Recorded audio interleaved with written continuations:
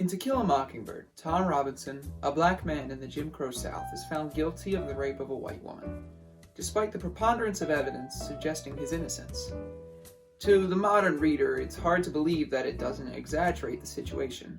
It's hard to believe how deeply racial biases impacted the American justice system. When reading it, one might think, how can people be so hateful? It can't be true. However, it's all too based in reality. This is the true story of the Scottsboro Boys.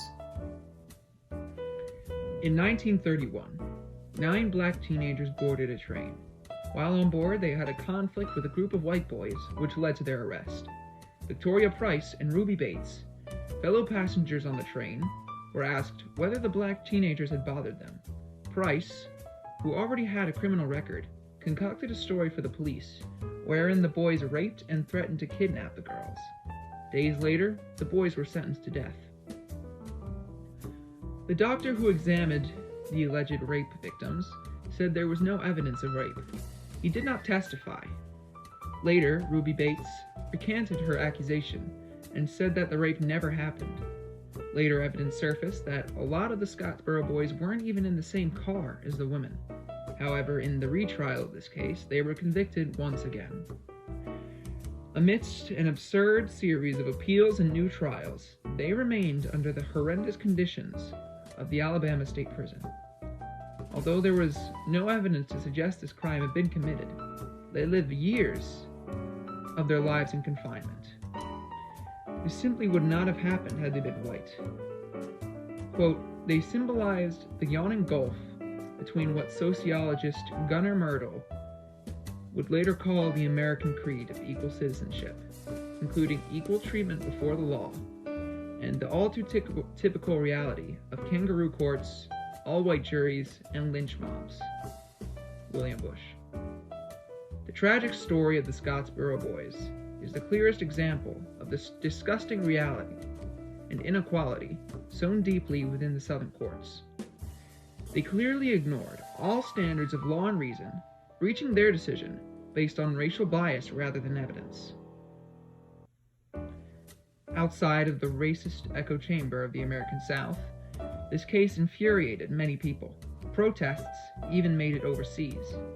Most people have heard of Aristotle's famous saying that justice is reason free from passion. However, passion is unfortunately what drove this entire mess. It was the passionately racist beliefs of the community which condemned the Scottsboro Boys to their fate. In the words of defense attorney C.L. Watts, it takes courage to do the right thing in the face of public clamor for the wrong thing.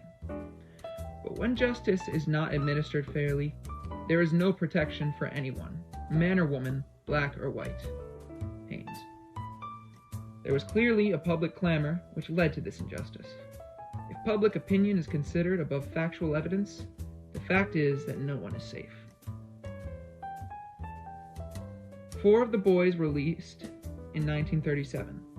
The last Scottsboro boy wasn't freed until 1950. However, none of them were truly free after what happened. This case fueled the fire for the civil rights movement. The institutionalized racism within the American justice system is no longer quite as prevalent. However, black communities continue to be over-policed.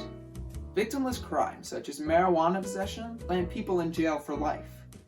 Meanwhile, a white student-athlete, Brock Turner, spent 3 months in jail for a rape conviction. It is undeniable that there is still bias in our system, which crushes poor people of color.